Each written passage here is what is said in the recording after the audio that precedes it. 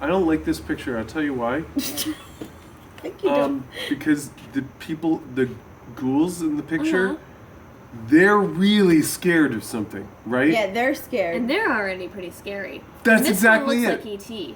They've been scary probably for a long time. So what do they have to be afraid What's of? so scary? Maybe they're looking at us and they're like, those What's human... so scary, guys? Those human beings. Oh god, this is a It's long called one. One Sunday Morning. Let's see. I see torn to shreds. I went to a 7 o'clock Sunday morning service at her church because she's a nice. good She's a Christian good woman. girl. She's fun. name's Church Ida. bells. This morning, she heard her church bells while she was still in bed. That means I'm late, she thought.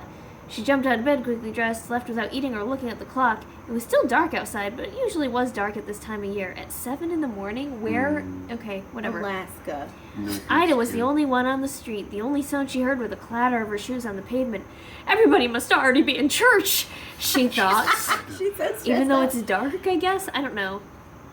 Ida took a shortcut through the cemetery. Then she quietly slipped into the church and found a seat. The service had already begun. When she caught her breath, Ida looked around. The church was filled with people she'd never seen before. Jesus. But the woman next to her I did thought she look was late. familiar, though. Oh. Ida smiled at her. It's Josephine Carr, she thought. But she's dead! She died a month ago. Wait a minute. So even when you're dead, you still have to go to church? As her eyes began to Catholic adjust to the church, dim probably. light, Ida saw some skeletons in suits and dresses. What? This is a service for the dead, Ida thought. Everybody here's dead except me. Or maybe she is dead. Ida noticed some of them were staring at her. They looked angry, as if she had no business there. Josephine Carr leaned toward her and whispered, "Leave right after the benediction, if you care for your life." Specific. Yeah. You can't figure it out. When the You have service to came wait to an end, until the the minister gave his benediction. blessing. "The Lord bless you and keep you," he said. "The Lord make his face to shine upon you." Oh shit, that's the benediction. Ida grabbed her coat and walked quickly toward the door. When she heard footsteps behind her, she glanced back. Several of the dead were coming toward her. See, that's them, they're angry. Oh, Others were they're getting up to angry. join them. "The Lord lift up his countenance to you," the minister went on. Ida was so frightened she began to run. Why did she wait through the whole service? I don't know. She's like, God, this preacher can preach though. Oh, and this is my favorite hymn. Yeah, right? Oh, this is a good one. We'll just wait. Out the door Mighty she ran with a Fortress is our pack God, of hell shrieking yeah. ghosts at her heels. "Get out!" one of them screamed. Another shouted, "You don't belong here!" and ripped her coat away. As So Ida ran through the judgmental. cemetery, I know, a third grabbed the hat from her head. "Don't come back!" it screamed and shook its arm at her. By the time Ida reached the street, the sun was rising, and the dead had disappeared. Did this really happen? Ida asked herself, or have I been dreaming?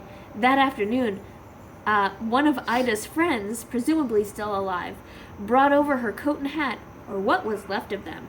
They had been found in the cemetery, torn to Ripped to shreds. shreds. Now, did Ida's friend ask any questions? Like, Did Ida go to church Did on you get time? attacked? that's a good question. Like, "Hey, Ida, so we're good friends, so I recognized your coat and your And your hat. hat. Your stupid coat. and You're hat. always wearing that blossom What hat. were you doing in the graveyard, Ida?" Hypernation. What's up with It that? probably was a blossom And Ida, hat, 'cause why this was the were you 90s. So not this was in 6 church? who came over? 6. 6 came over. Blossom's friend. Oh, I don't know. I never watched it. I You're just there. remember the hat. Yeah, it was there. It was present. Yeah. 6 also Six. wore hats. She wore a lot of hats. She lost her virginity in the show. Yeah. Really? Yeah. It was a big deal. It was a 6 did or big- Blossom did? 6. 6. Blossom. How old was 6? Blossom kept it locked down. Yeah. 6 had a little gap in her teeth and it was cute. God, I was crazy for 6. She was like the spunky friend. And Sure. Blossom. And a slut. Blossom's- This was obviously. totally a slut.